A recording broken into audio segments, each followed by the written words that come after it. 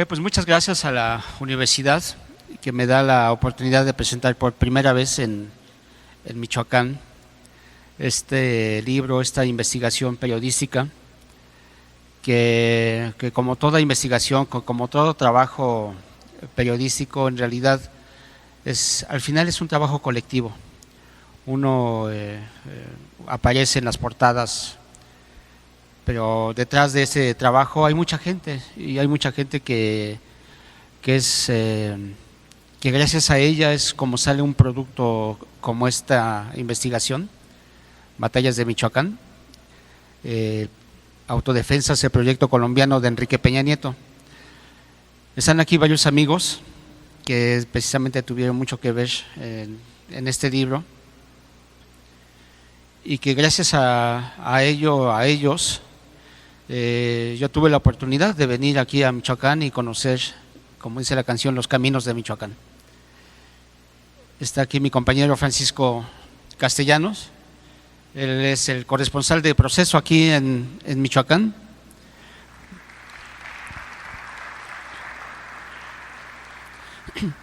Está mi gran amigo Daniel Fernández. No sé si ya vieron ustedes el documental de Tierra de Cárteles. Bueno, Daniel Fernández es su coproductor y es gente muy importante para esta investigación.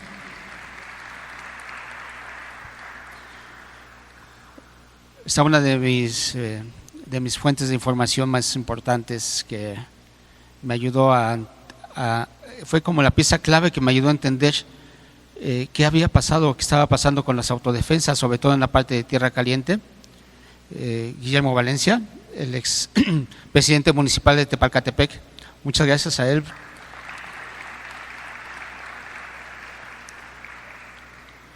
Está un gran amigo Gabriel, muchísimas gracias Gabriel, él también ha sido muy importante para nuestro trabajo.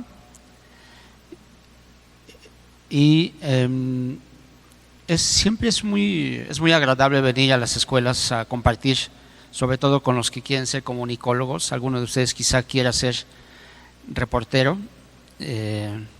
Yo les digo que si quieren ser reportero, tomen en cuenta una cosa: es una profesión que se vive con mucha pasión, es una profesión que les va a dar muchas oportunidades para poder conocer muchos lugares y mucha gente, para poder viajar y contar historias. Y es precisamente una de las cosas que más agradezco de esta profesión, la del periodismo, el conocer lugares como Michoacán, y que me da la oportunidad de hacer este tipo de investigación. Perdón, se me olvidaba alguien importante también para el libro, Enrique Castro. Enrique él es el egresado de aquí de la escuela, y él es el autor de la portada del libro, que de hecho yo pensé que era un Photoshop. Pensé que lo de rojo, que es la pared donde aparece autodefensa, pensé que estaba pintada de rojo, pero por el fotógrafo, pero resulta que no, que es totalmente, es así la foto. La foto es muy importante en la portada de este libro, porque si ustedes tienen oportunidad después, en alguna de sus clases, pueden hacer un buen análisis de contenido sobre esta imagen de este personaje, donde si ustedes hacen la disección, por así decirlo, de quién es este personaje, este autodefensa, si ustedes observan después, verán que tiene físicamente está muy bien trabajado, o sea, no es cualquier campesino. Podría ser o un militar, o podría ser incluso un policía. Al mismo tiempo ven el arma que está portando, y la forma en cómo agarra el arma también, tiene el dedo índice en el gatillo. Solamente me explicaban que la gente que tiene una instrucción o policíaca o militar sabe cómo tomar este tipo de armas, son rifles de asalto. Y Enrique, para mi fortuna, fue de los que en proceso vieron su trabajo y lo eligieron dentro de una serie de fotografías para poder reflejar lo que es un movimiento como el que surgió aquí en Michoacán en el 2013, el 24 de febrero, y que muchas veces no sabemos cómo identificarlo. Cuando estábamos en la revista Proceso, que es donde yo trabajo, que estábamos, bueno, yo les decía, ¿saben qué? A mí me gustaría tener en la imagen del libro una sola imagen. ¿Para qué? Para concentrar toda la atención en esta imagen y que esta imagen fuera muy representativa del movimiento. Les decía, si uno observa una imagen de la Revolución Mexicana, sabe uno perfectamente qué es eso. Está con su carrillera, el sombrero, etcétera, etcétera, ¿no? Entonces yo decía, tenemos que reflejar exactamente la imagen de la autodefensa de Michoacán, que no es ninguno, o sea, no se parece a ninguno en todo el país, y yo creo que incluso de los movimientos que se han dado en el mundo a raíz de esta guerra contra el crimen organizado o contra el narcotráfico. Y gracias a que se pudo observar esta foto, a mí me gustó mucho porque es muy representativa de esta. Es muy representativa de movimiento de autodefensas de Michoacán y es muy representativa además de cómo estos personajes comenzaron a actuar desde 2013 y de alguna manera siguen presentes aquí en el estado. Esto es un reportaje para ustedes, estudiantes de comunicación o de periodismo que quieran ser reporteros. Este es un reportaje que cumple todos los requisitos de una investigación dura. Tiene las dos partes, la fuente documental y la fuente, y la investigación de campo. La documental, pues tuve que leer de Michoacán. O sea, honestamente, pues yo había leído pocas cosas de Michoacán. Y cuando llegué a Tierra Caliente, lo único que yo sabía es que en Apatzingán, hace 200 años, había escrito la Constitución de Apatzingán de 1814. Y recuerdo muy bien que la primera vez que mi amigo Paco Castellanos me llevó a Apatzingán, me dio dos recomendaciones. Esto fue en el 2013. Me dijo, mira, mientras vayamos pasando por la avenida principal, todo lo que veas será de frente, porque si ves a los lados puedes voltear y puede haber gente armada, puede haber sicarios o puede haber muchas mujeres muy bonitas que te pueden llamar la atención, pero que tú no sabes si es la novia de alguno de ellos. Entonces yo le hice caso a Paco, le dije, Paco, tú eres mi guía. Entonces, así como los caballos estos que tienen sus, no sé cómo se llaman estas cosas que mande, viseras, exacto, así, casi, ¿no? Entonces pude ser el primer registro de lo que era Apatzingán y lo que era Tierra Caliente, y me di cuenta de que estaba pasando algo realmente extraordinario en esta zona.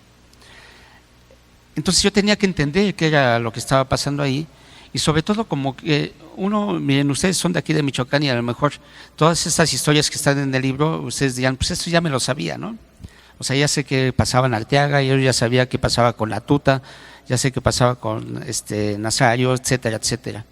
Pero para los que estamos afuera no, y es muy importante saber por qué sucedió lo que sucedió en Michoacán, cómo fue que comenzaron a organizarse las autodefensas. ¿Por qué en Tierra Caliente? ¿Por qué no más en Tierra Fría? ¿Por qué no en otras zonas hacia Jalisco? O sea, ¿por qué en Tierra Caliente surgen las autodefensas? Y luego lo que uno va observando cuando está reporteando es que yo veía que en las autodefensas en Tierra Caliente, pues tenían un armamento que yo decía, bueno, pues este armamento es ilegal, ¿no? En principio.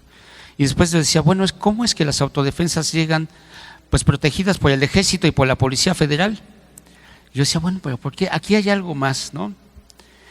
Dicen que reportero sin suerte no es reportero. Y para mí, mi fortuna fue que apareció Guillermo y me dio la clave de esto.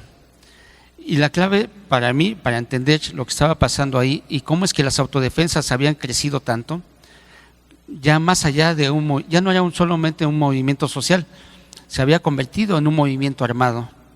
Precisamente porque se convierte en un movimiento armado es que llega el gobierno federal y le pone más atención. Lo que yo no sabía es que el gobierno federal había estado desde antes. En el 2012, noviembre del 2012, gracias al testimonio de Guillermo, supe que estuvo ahí en Tepalcatepec y en La Ruana estuvo el general Óscar Naranjo. A lo mejor ustedes no registran quién es este personaje. Bueno, este general, Óscar Naranjo, es de origen colombiano y fue el que creó las autodefensas, pero en Colombia. Las autodefensas en Colombia fueron creadas con el apoyo de los empresarios, con el apoyo del gobierno, obviamente con el apoyo militar, y eran precisamente para combatir a Escobar. Una vez que matan a Escobar, ¿qué pasa con estas autodefensas de Colombia? Se convierten en un nuevo cártel, se convierten en un nuevo grupo del crimen organizado, del narcotráfico. En el 2012, noviembre de 2012, está el general Óscar Naranjo en Tepalcatepec y en La Ruana. ¿Y con quién se reúne? Todos estos nombres ustedes a lo mejor ya los conocen, pero son muy importantes para entender qué es lo que está pasando actualmente. Pues se reúne con el famoso abuelo, ¿no? Y con su hermano Uriel Farías, y con ellos toma acuerdos para poder auspiciar a las autodefensas de Tierra Caliente. Estamos hablando de un proyecto pensado por el gobierno federal para poder hacer algo que no había podido el gobierno de Felipe Calderón, que era recuperar territorio. Miren, lo que está pasando en Guerrero es muy parecido a lo que pasó aquí en Michoacán. En Guerrero hay territorios controlados por el crimen organizado. No estoy hablando de narcotráfico, sino crimen organizado. En Michoacán, un buen porcentaje del territorio michoacano estaba controlado por el crimen organizado. Lamentablemente, quizá menos, pero todavía sigue controlado. Sobre todo en esta parte de Tierra Caliente y hacia el puerto de Lázaro Cárdenas. El general Óscar Naranjo está presente detrás de las autodefensas de Tierra Caliente, y recuerdo muy bien el testimonio que me dio otra vez, es que lo voy a repetir muchas veces, pero gracias al testimonio de Guillermo pude corroborar aquella versión que se había publicado en el periódico La Jornada, de que el 24 de febrero, cuando de Tepalcatepec, de la Unión Ganadera, salen diciendo que son autodefensas, esa misma tarde-noche llegan camionetas del ejército mexicano, del ejército, y les entregan armas. Es cuando yo comienzo a entender cómo es que este movimiento tenía tantas armas, tenían recursos y eran incluso protegidos por el gobierno federal a través del ejército o la policía federal. Y luego una cosa que me llamaba mucho la atención, cada vez que nosotros entrábamos a un poblado como Nueva Italia o a otros poblados que rescataban, primero las autodefensas y después el ejército y la policía, es que tenían dinero para pagarle a los muchachos. O sea, sí les pagaban no sé cuánto, no era mucho, pero sí les pagaban. Yo decía, bueno, es que, pues, ¿quién les está dando también dinero, no? Lo que pasa es que esta historia está llena de historias. Eso es precisamente cuando uno comienza a hacer una labor de investigación periodística, encontrar las historias pequeñas que al final conjuntas dan la gran historia. Una historia importante que no teníamos conocimiento precisamente de por qué las autodefensas de Michoacán habían crecido tanto y habían tenido tanta importancia, es precisamente la participación de esta gente, del general Óscar Naranjo, y después cómo tiene alianzas con esta gente como es el abuelo y como es Uriel, que después supimos, eran los enlaces de otro grupo del crimen organizado, que es el Cártel de Jalisco Nueva Generación. No es un honor decirlo, pero el Cártel de Jalisco Nueva Generación también son michoacanos. ¿no? Los Queenies, ¿sí? son los Queenies que se llaman, ¿no? El Mencho son michoacanos, y es gente que se fue a refugiar a Jalisco cuando entran primero los Zetas, después la familia michoacana y después los caballeros templarios, y son desplazados. Ellos se refugian ahí y los protege este personaje coronel. Y después se presentan como matacetas, no sé si se acuerdan, estas son historias de terror, pues se presentan como matacetas en Veracruz, precisamente para hacerle la guerra a los Zetas allá. Y no es casual, ¿no? Ni es tampoco inexplicable que ahora el Cártel de Jalisco Nueva Generación les está disputando el territorio a los Zetas en Veracruz. Este libro, Batallas de Michoacán, lo que quiere hacer es lo que creo que es una obligación de parte de nosotros los reporteros y periodistas mexicanos en este momento, es tratar de explicar qué es lo que está ocurriendo. Ya no solamente tenemos la responsabilidad de describir una situación, sino tenemos que explicar por qué, o sea, por qué está pasando este tipo de cosas. Yo creo que los libros que se están haciendo ahora sobre Ayotzinapa en Guerrero, precisamente se están quedando mucho en la descripción de lo que ocurrió ahí. Pero ¿por qué ocurrió eso ahí? O sea, ¿por qué ocurrió en Iguala, la noche del 26 y 27 de septiembre, esta desaparición forzada de los muchachos, de los 43? ¿Y quiénes fueron los que actuaron en ese momento? Miren, lo que pasó aquí en Michoacán y lo que está pasando en Guerrero también está ocurriendo en el Estado de México. ¿Qué es eso y que nos debe de preocupar como sociedad? Es la fusión de las bandas del crimen organizado con los grupos políticos. O sea, lo que estamos viendo es ya la formación de lo que lamentablemente es el narcoestado o el cogobierno. ¿Qué significa esto?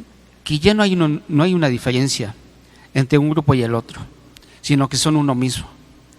Ya no estoy hablando de corrupción, o sea, ya no hablo de infiltración tampoco, sino que estoy hablando de la formación de un solo cuerpo en el cual están integrados estas bandas del crimen organizado y los funcionarios de gobierno. El dato más claro de todo esto fue el exgobernador Fausto Vallejo.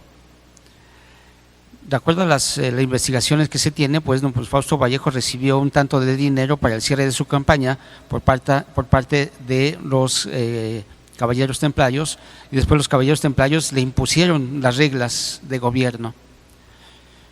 Miren, cuando yo llegué aquí, a Cualcomán, cuando llegamos Paco y yo allá, y entrevistamos al presidente municipal, me dijo una cosa que yo no creía. Nos dijo, es que los caballeros templarios nos están quitando el 10 o hasta el 20% del presupuesto. Yo dije, caray, pues ¿qué no se da cuenta la Secretaría de Hacienda que una parte de su dinero se está yendo para los caballeros templarios? Pues sí lo sabían, ¿no? Y no hacían nada. Y después supimos que eran muchos más las presidencias municipales que estaban exactamente haciendo lo mismo. O sea, estamos hablando nuevamente de un cuerpo ya unificado de crimen organizado y gobierno. Ustedes se recordarán cuando estaba en el momento más álgido las batallas de Michoacán en el 2014, principios, si no mal recuerdo, John Kerry, el secretario de Estado de Estados Unidos, dijo una cosa: oigan, si necesitan ayuda, aquí estamos, Y hablaron incluso de que había una narcoinsurgencia. Y no es casual que se hable de estos términos en lugares como aquí, como Michoacán, cuando vemos un grupo de crimen organizado que tiene características incluso de movimiento social. O sea, la tuta y toda esta gente sabía exactamente cómo mover a la gente, ¿no? El otro dato a mí que me parece muy interesante de parte de esta investigación periodística es algo que a lo mejor a ustedes les va a dar risa. Miren, los caballeros templarios es uno de los grupos que ha dado más aportes, digamos así, entre comillas, a lo que es la historia del crimen organizado a nivel mundial. Ningún grupo del crimen organizado, y estamos hablando de colombianos, italianos o incluso gringos, etcétera, han tenido un santo. No tienen un San Nazario o no tuvieron un San Nazario. Cuando yo les cuento allá en México, ¿no?, que había poblados, es que se me olvida, siempre se me olvida el poblado donde nació Juan Gabriel, ¿cómo se llama? Parácuaro. Bueno, a la entrada de Parácuaro hay un anuncio, había un anuncio, ¿no?, que decía San Juan Garácuaro, que era la casa donde había nacido Juan Gabriel. A unos metros de ahí, a la entrada del poblado, y esto me lo contó Paco Castellanos, había una capilla. Es que imagínense ustedes, ¿no?, que van a un poblado. Imagínense que ustedes no son michoacanos, ¿no? Entonces que van de visita y van al poblado donde nació Juan Gabriel y van a conocer la casita, creo que era morada y rosa, ¿no?, una cosa así, muy al estilo de Juan Gabriel, y van a conocerla. Y después a unos cuantos metros ven una capilla y se acercan y ven una imagen. Dicen, caray, esto como que se parece a Jesús, a Jesucristo, pero estilizado, ¿no? Un poco como Malverde, pero bien cuidado, ¿no?, con su barbita bien cuidada, pero vestida de templario. Dices, caray, ¿cómo que templario? ¿Y cómo? O sea, uno no entiende, ¿no? Pues era Nazario, que se había hecho santo, pero todavía no moría. O sea, es el primer santo vivo y se hizo santo. Un grupo del crimen organizado que tenga un santo es surrealismo. Eso es México también, eso es Michoacán, eso es el movimiento de los caballeros templarios y es el movimiento que estuvo gobernando el estado durante varios años. Este libro, al final, lo que trata de hacer es precisamente contestar este tipo de preguntas, que a lo mejor para ustedes son como preguntas normales, ¿no?, pero para los que estamos de fuera no son normales. O sea, nosotros nos preguntamos, bueno, ¿qué fue lo que pasó ahí, ¿no? ¿Por qué sobrevivieron tanto tiempo y por qué estuvieron gobernando el estado durante varios años? ¿Por qué el ejército no hacía nada si los tenía a un lado, ¿no? ¿Por qué la Policía Federal y el ejército nada más se dedicaban a cuidar los caminos cuando ya sabían dónde estaban todos, ¿no?, los jefes de los grupos o del grupo? Y luego, ¿qué pasa después? O sea, ¿qué pasa después de que la tuta, ¿no?, lo detienen, aparentemente por todo un acuerdo que hay? ¿Qué pasa en Michoacán? Que sigue habiendo enfrentamientos. No olvidemos lo de Apatzingán, ¿no?, esta matanza, o lo de Tanuato, así se pronuncia, ¿verdad? Porque nosotros decíamos Tanjuato, que no sé por qué, creo que fue por los jaliscienses que así decían, pero es Tanuato, ¿verdad? Bueno, lo de Tanuato también fue una masacre, ¿no?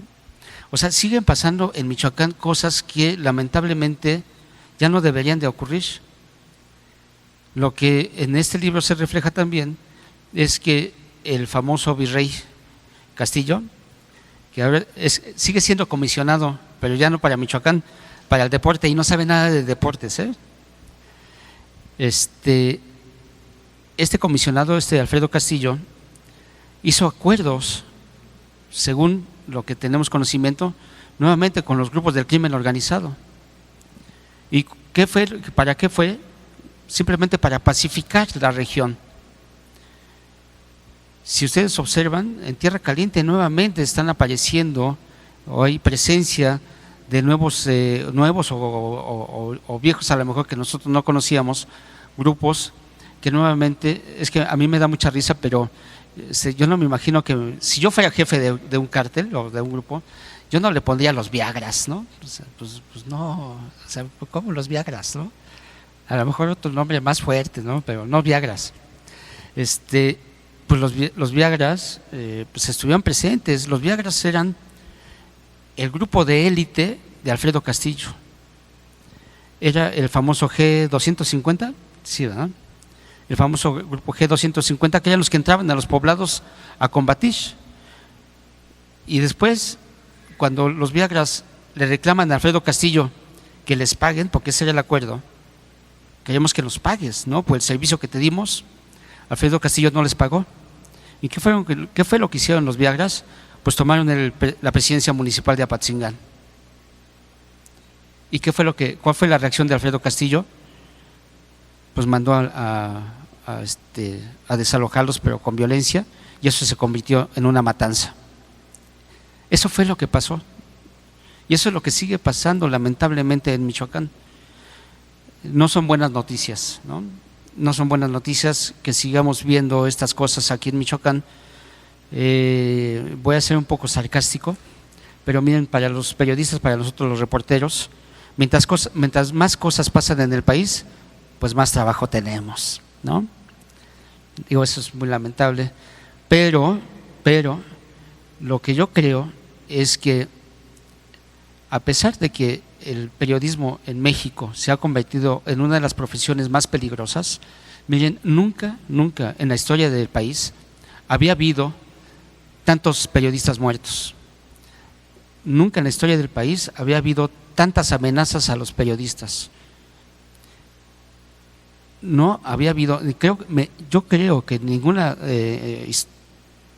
historia de Latinoamérica, ni siquiera en Colombia, se ha dado esta violencia en contra de los medios de comunicación. Lamentablemente eso es lo que está ocurriendo, pero hay que sacarle provecho a esto. Yo le decía a Paco Castellanos y le decía a varios compañeros a los que voy a los estados, les digo, ¿saben qué? Registren la historia de lo que está ocurriendo en sus lugares, escríbanla, aunque no se publiquen en ese momento, pero después van a tener el libro de Zacatecas, de lo que está pasando, el de Nuevo León, el de Chihuahua, el de Veracruz, o sea, bueno, de todo el país, ¿no? Entonces hay que ir registrando eso. Entonces los reporteros, los periodistas, y esto se los digo a los estudiantes de periodismo y de comunicación, saben que nosotros nos hemos convertido en los historiadores del momento. Y los historiadores muchas veces se tardan años en registrar en investigar algo, y nosotros los reporteros tenemos que hacerlo de inmediato. Y lo estamos haciendo a través o de libros, reportajes, o a través de documentales. Aquí hago un comercial, no sé si ustedes ya lo vieron, de Tierra de Cárteles. ¿Ya alguien lo vio?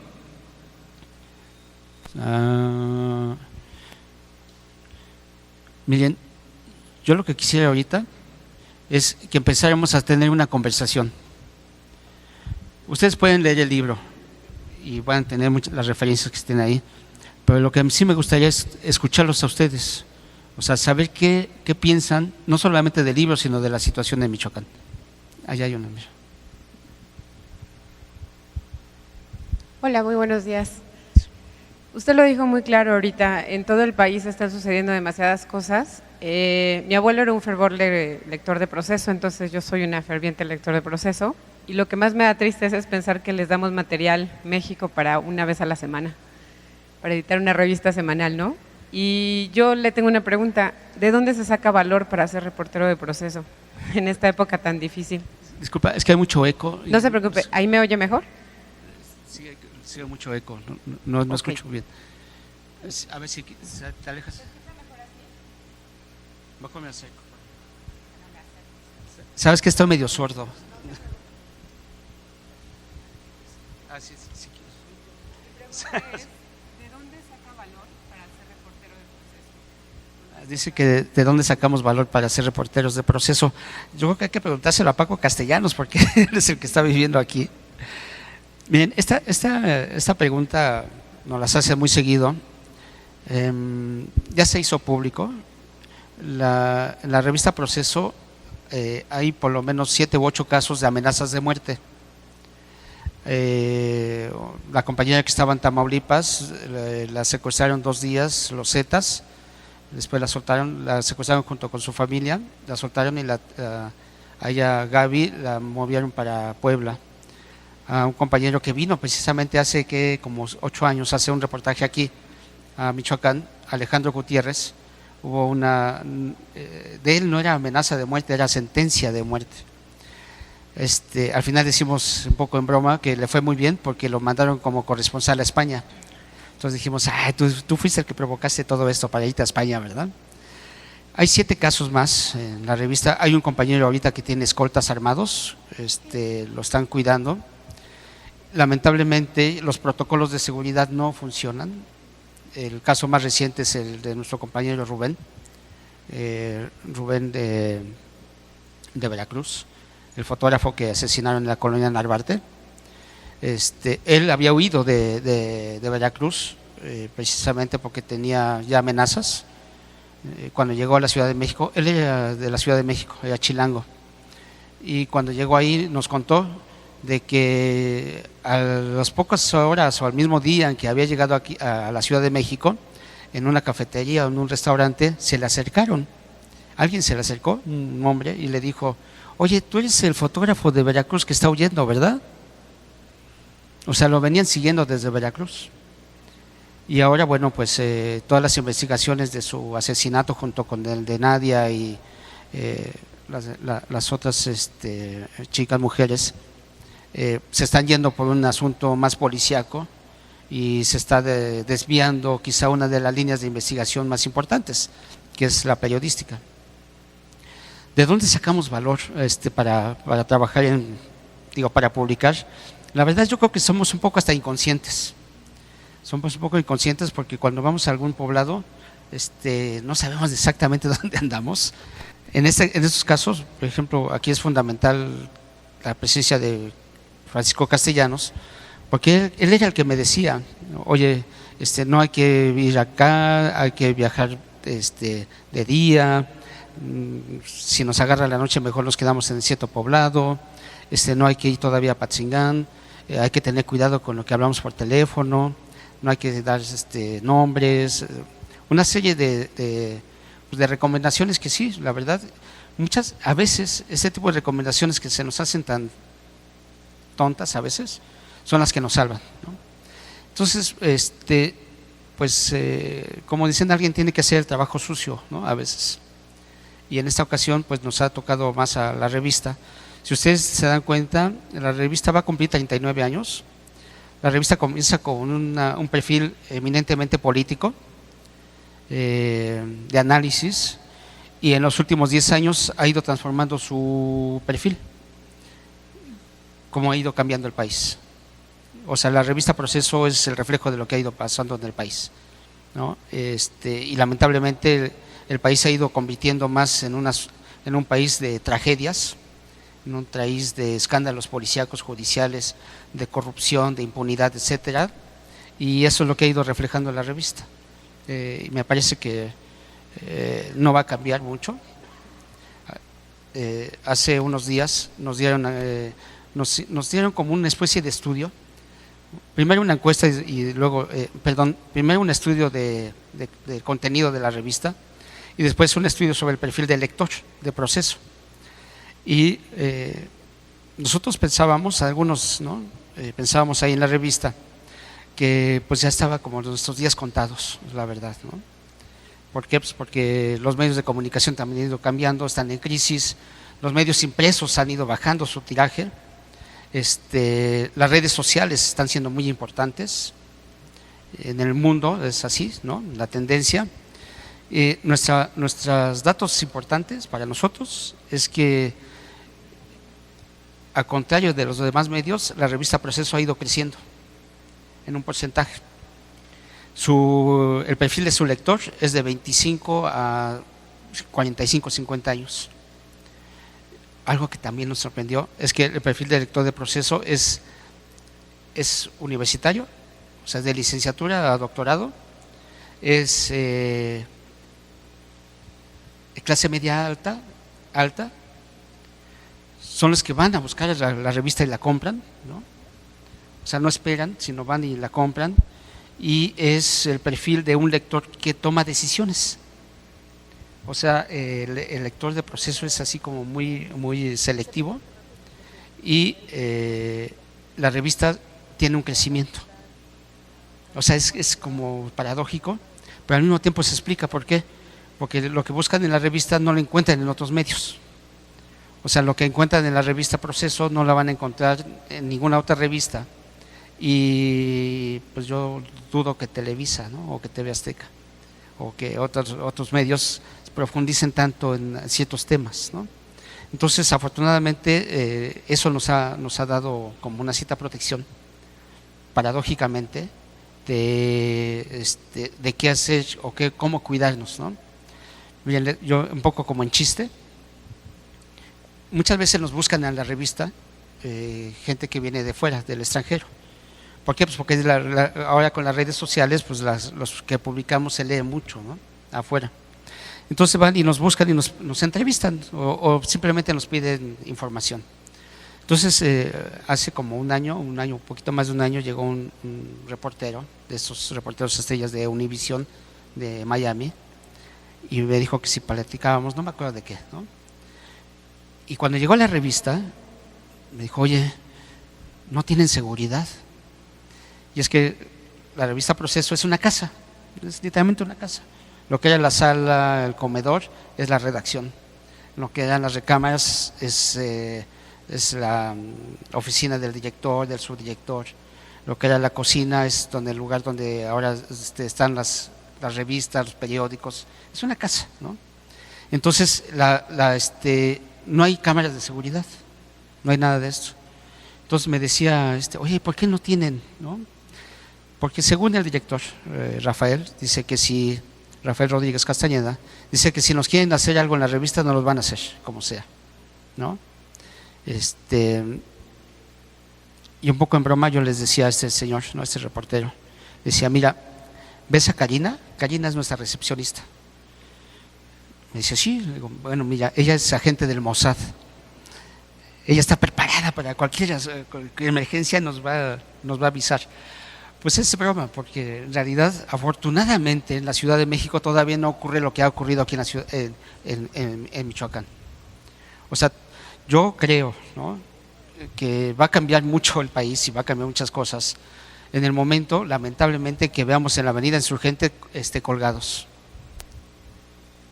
Yo tampoco lo quiero, ¿no? O en el periférico, o que comenzamos a ver atentados, ¿no?, contra las instalaciones de medios ahí, o contra, no sé, ya lo hay, aquí está mi esposa Gema, y nosotros vivimos en una colonia que se llama Condesa, que es así como la de moda, ¿no? Pues ¿saben qué? Que ahí ya están pidiendo derecho de piso, o sea, en el mero centro de la Ciudad de México, ¿no? Ya hay ejecuciones, hubo ejecuciones el año pasado, en este año, sí fue este año, ¿verdad?, cuando ejecutaron el dueño de un restaurante bar que está muy cerquita de la casa, como a 3 cuadras, perdón. Entonces ya están ocurriendo cosas en la Ciudad de México, ¿no? Y eso es lamentable. ¿Alguien más quiere preguntar? Acá, mira. Yo. Buenos días. ¿No se escucha? ¿Sí? Bueno, pues yo soy de Tierra Caliente, entonces quisiera preguntarle si usted cree que se van a quitar las camisas de Fuerza Ciudadana para ponerse otra vez los de comunitarios y seguir luchando contra el narcotráfico. ¿De las fuerzas rurales, dices? Ajá. Mira, lo que yo estoy observando desde hace unos meses es que las fuerzas rurales las están desmantelando. Me parece que para el próximo gobernador, Silvano Aureoles, las fuerzas rurales como las autodefensas están siendo como le hacen ruido, ¿no? Y sobre todo que las fuerzas rurales, si tomamos en cuenta las que están en Tierra Caliente, esos están muy infiltrados por los grupos del crimen organizado, ¿no? O sea, sí hay una preocupación real de lo que pueda convertirse las fuerzas rurales. Además, si recordamos, las fuerzas rurales al final fue un invento que hizo Alfredo Castillo como para salir al paso, ¿no? Pero en esos meses pues no han hecho el trabajo que supuestamente para el cual fueron creadas, y creo que no lo van a hacer. Entonces me parece que las van a desaparecer en algún momento y vamos a regresar al esquema antiguo, ¿no?, el de ejército, policía federal, policía municipal.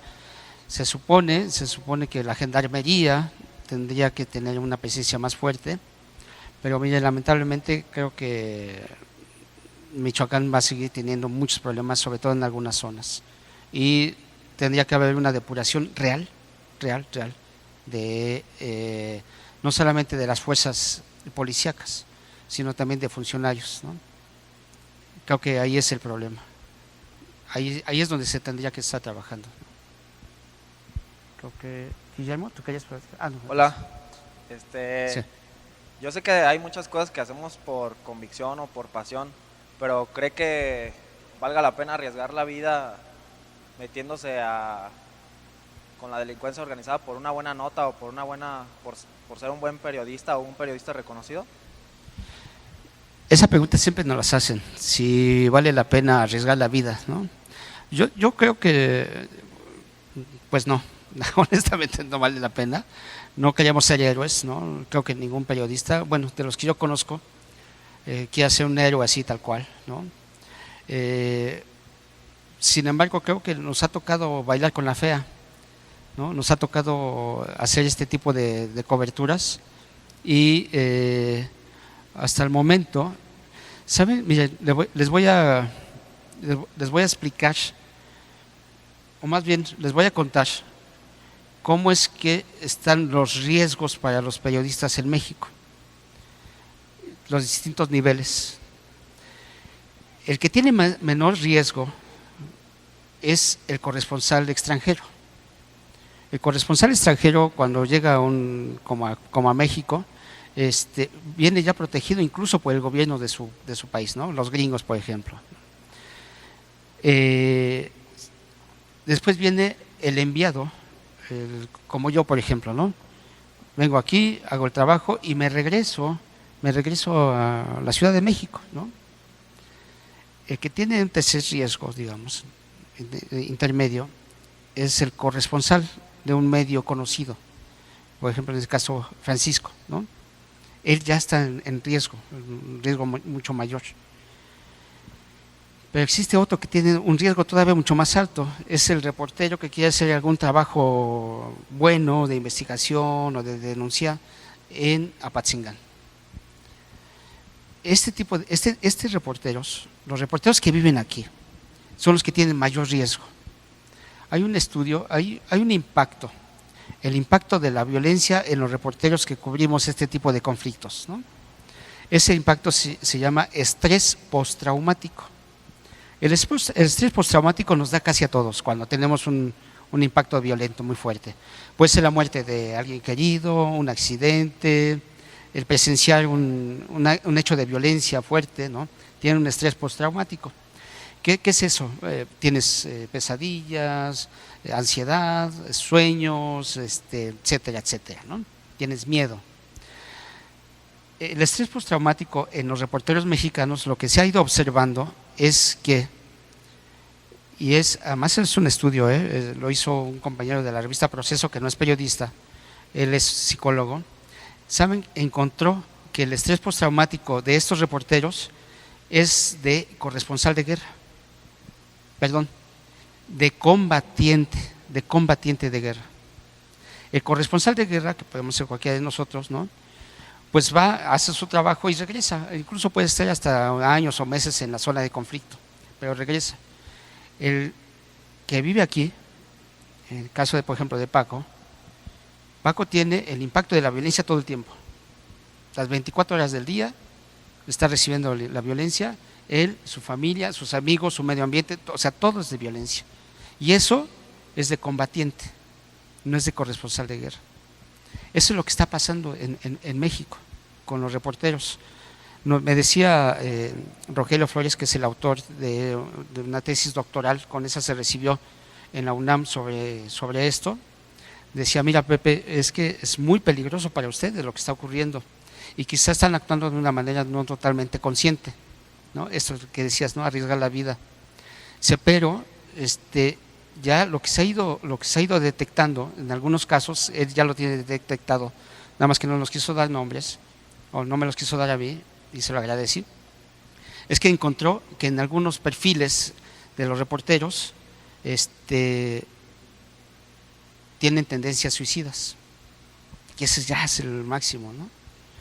Pero eso es lo que estaba pasando. Digo, yo creo que no vale la pena arriesgar la vida, pero sí nos tocó bailar con la fea en este momento. Ya nos tocaría bailar con la bonita, ¿no? ¿Alguien más quería preguntar? Acá. Sí, muy buenos días, señor Gil. Mi duda es la siguiente.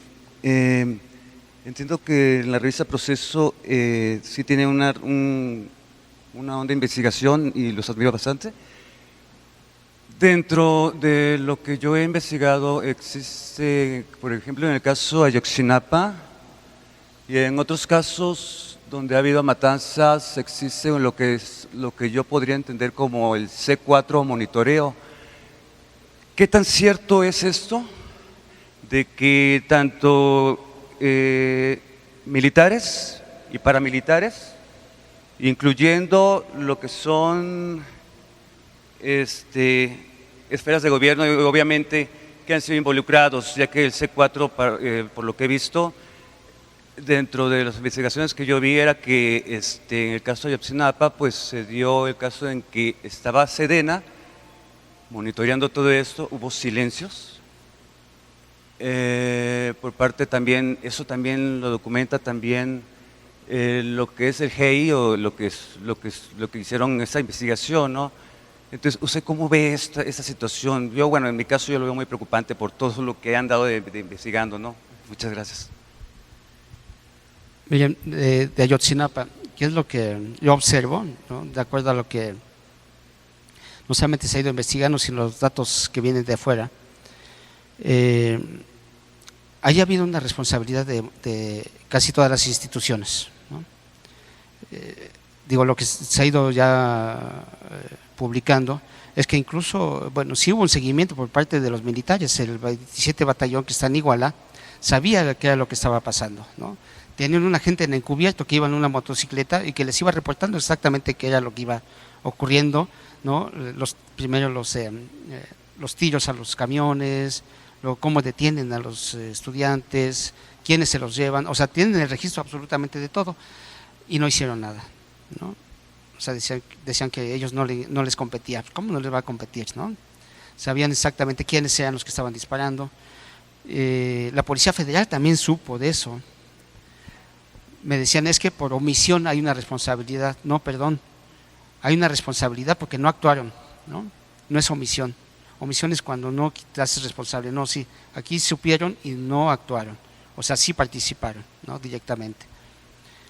El dato me parece que es el de los más importantes ahora, es lo de que le llaman el quinto camión. No sé si se enteraron del quinto camión, ¿no? Un quinto camión que es el que al final ya no aparece, o aparece en la primera investigación de la PGR, pero no lo toman mucho en cuenta. La investigación que hay posteriormente a esto es que detectan que en esta línea de autobuses, que ahorita no recuerdo cuál es, Flecha Roja creo, esta línea de autobuses es la que están utilizando los Guerreros Unidos para transportar la goma de opio, que es de donde sale la heroína, hacia Estados Unidos. Es una línea directa. Entonces, cuando agarran este autobús, lo que las investigaciones están dando es que no sabían que traía ese cargamento. Entonces, yo no entendía, o no sigo, la verdad es mucho sin entender, ¿por qué tanta hazaña contra estos chavos, ¿no? O sea, los de Teguipetío los vemos, se cierran las carreteras, están en las casetas de cuota, están pidiendo lana, etcétera, etcétera. Y cuando los reprimen es una represión, vamos a ponerlo así, normal, ¿no? No los desaparecen, ¿no? En este caso los reprimieron, los tirotearon y los desaparecieron. Ahora dice que los quemaron, ¿no? Entonces uno no entiende por qué tanta hazaña. Pues la verdad es que había ahí un cargamento de droga, pensaban que se los estaban llevando. Todavía no tenemos toda la información de si dentro de los chavos había alguien que estuviera a lo mejor también involucrado ahí, pero sí se nota que hay le llaman una asociación, digamos, de acciones de parte de todas las instituciones, ¿no? La municipal, policía y autoridad municipal, la estatal, incluso hasta el gobernador. Recuerdan que una de las primeras cosas que se revelaron es que Ángel Aguirre también había recibido dinero de parte de uno de los cárteles de Guerrero, ¿no?, para su campaña. La federal, tanto de la Policía Federal como del Ejército, o sea, todo el mundo sabía qué era lo que había pasado ahí. Por eso es tan complicado para el gobierno dar una explicación lógica, ¿no? La última referencia y la última crítica es que dicen, bueno, sí, ya se supo quién era el segundo, ¿no? Giovanni o algo así se llama el muchacho, pero sus restos no los encontraron en el basurero, sus restos los encontraron en la bolsa negra que encontraron en el río, ¿no? ¿Y quién no dice que eso lo sembraron en ese lugar? O sea, como que hay muchas dudas todavía de esta investigación. Lamentablemente los peritos mexicanos todavía no siguen los protocolos que están establecidos a nivel mundial, ¿no? O sea, todavía los reporteros, después de que dijeron que ahí habían quemado los cuerpos, todavía los reporteros podían llegar y podían ir, no estaba coordinado. Hay una foto donde todavía encontraron un dedo, ¿no? O sea, ahí todavía hubo una falta de profesionalismo para resguardar esa zona. Yo creo que todavía nos falta por saber muchas cosas ahí. En esta semana viene el pleno de la Comisión Interamericana de Derechos Humanos. El secretario, uno de los representantes es Emilio Álvarez y Casa, mexicano, y él es el que está empujando a que se haga una investigación de fondo. Lamentablemente no vienen a Michoacán, pero por ejemplo en Michoacán hay 230 desaparecidos. Un desaparecido, ya con uno tendríamos que estar muy preocupados. Pero eso es más o menos, creo que la tendencia de las líneas de investigación, ¿no? Creo que todas apuntan a una acción organizada, lamentablemente. La última pregunta, ¿la hacemos? ¿O ya no? ¿Sí? ¿Ya no? O sea, nuestra comandanta aquí nos está diciendo que sí o que no. O si quieres hablar muy rápido.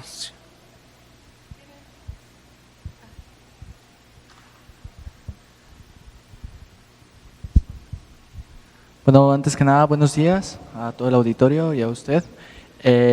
Mi pregunta sería, dentro de sus investigaciones, ¿qué tanto se ha profundizado más que nada, por ejemplo, en el trabajo de las autodefensas en general? ¿Qué tanto se ha entrado en materia en la labor del ejército mexicano? Porque, bueno, a mí me gusta mucho seguir las noticias de la política y todo esto en general, pero veo que el ejército mexicano tiene una imagen muy estigmatizada, muy manchada. Entonces, ¿qué tanto se ha investigado o qué tanto? Porque muchas veces o se queja, en general en las noticias se dice el ejército no actúa y cuando actúa pues actúa mal. Entonces, ¿qué tanto o qué tanta parcialidad se le puede dar a la imagen del ejército en general, a su trabajo, su investigación y dentro de sus investigaciones? Si hay algún trabajo más profundo o solamente se enfocó en general en el trabajo de las autodefensas. Mira, para este trabajo, para este libro, me enfrenté al problema de saber qué era lo que estaba pasando con el ejército. Había información no corroborada, que ese es el punto, digamos el punto clave cuando haces una investigación periodística, que todo lo que escribes o lo que tú hablas tiene que estar corroborado, ¿no? Si no, mejor ni lo metas, ¿no? Y en este caso había información de que por lo menos en la 43 zona había contubernio con el crimen organizado, que recibían una mesada, ¿no? una mensualidad, no sé de cuánto dinero, para que no hicieran lo que tendría que hacer, ¿no? Y cuando Felipe Calderón se viste de caqui, aquí en Michoacán, ¿no?, y da la orden, ¿no?, una declaración de guerra, en ese momento es cuando involucran al ejército indebidamente. O sea, la ONU dice, no metan al ejército, no lo saquen a la calle. ¿Por qué? Porque después es muy difícil que regresen a los cuarteles. Porque además constitucionalmente no debe de estar en labores de seguridad, ¿no? O sea, constitucionalmente sus labores son otras totalmente distintas. Para eso está la policía, ¿no?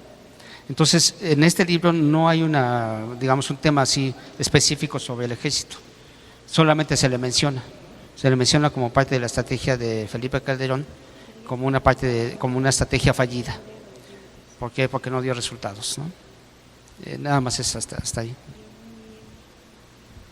Y creo que ahora sí ya se nos acabó el tiempo, porque aquí está nuestro compañero de TV Azteca que les va a dar la otra versión. Oigan, pues no sé si alguien más tenga. Mira, les voy a dar mis datos, les doy mi correo electrónico por si alguien quiere mandarme algún mensaje o información. Es muy fácil, es Gil, G-I-L, Gil @ proceso.com.mx. Y ahí podemos seguir dialogando, ya sería cuestión de ponernos de acuerdo para tener entrevistas o intercambiar información. Mientras tanto, bueno, pues les agradezco mucho la invitación. No sé, y a esta gente, de veras, sin ellos no se hubiera podido hacer el libro.